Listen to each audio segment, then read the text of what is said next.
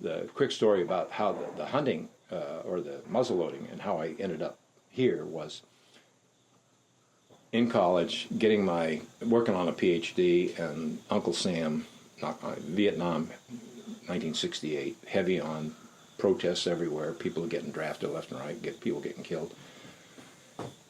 So when I went to Detroit for an interview at Cobo Hall, it was right after Martin Luther King was assassinated, and people were on curfew in Detroit. And I saw jeeps with machine guns and soldiers, and I don't know.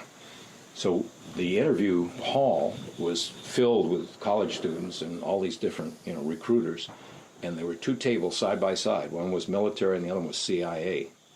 Nobody in front of those tables. So I'm thinking, I might have a chance at a job here. So the closest one, I'm not smart enough to go in the CIA, although I did work with the CIA.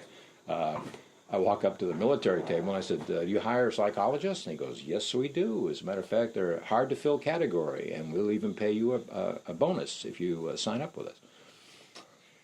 Get out that pen, and that was in April, I think. And then I graduated. Well, I had to wait for my wife. She was getting, she had a one-year teaching contract. Then we came here in '68, in July. That's when I started, July 1st. So the guy at work, older guy, said, what are your hobbies? I said, well, I've been in school so long, I couldn't do much except study and teach. And he said, well, before that, I said, hunting and fishing. He said, you own any guns? Oh, yeah, I got all sorts of guns. And I said, I love black powder. He said, there's something that has to do with black powder in southern Indiana every year. He said, you ought to look it up in the Indianapolis Star. Sure enough, it's listed, gives the date. So I told my wife, we were in a furnished apartment, both working, both got jobs, don't know anybody. We hop in a car and we drive down, and instead of coming down this way, we get lost and we're coming in from that direction. And when we come down the hill, there was no flea market there or nothing. So the first thing I see is the gate, and I tell people, I told the story to your dad. I said, in the first 5 minutes, I saw more muzzleloaders in the flesh than in all the magazines I'd ever looked at. I mean, they were just everywhere.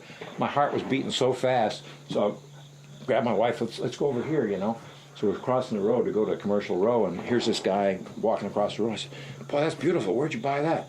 I made it on my kitchen table last winter. All right, it's going real fast, I said, well, where do you get the parts? Right over there.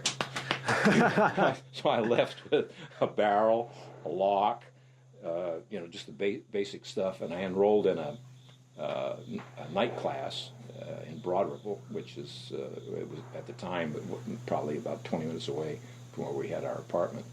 And I'd go down there. I think it was 3 nights a week, and I started working. And so I built my first muzzleloader down there. But the big mistake was my wife wanted to buy one piece of furniture, and it was a really nice store downtown Indianapolis. And she said, there's this table. I just love this round table, pedestal table. You ought to look at it. And, it was like $130, and which wasn't much back then, I guess. So I would go look at it. I said, Janet, that's pine. I said, where I come from, pine is, cheap, She said, no, this is Ethan Allen. This is really good stuff, high quality, everybody loves this stuff. I said, I don't want to pay $130 for a piece of pine furniture. I said, I'll make it for you.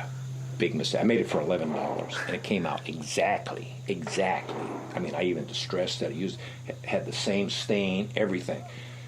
$11, big mistake. She said, well, next. and so it took me 2.5 years to build the furniture.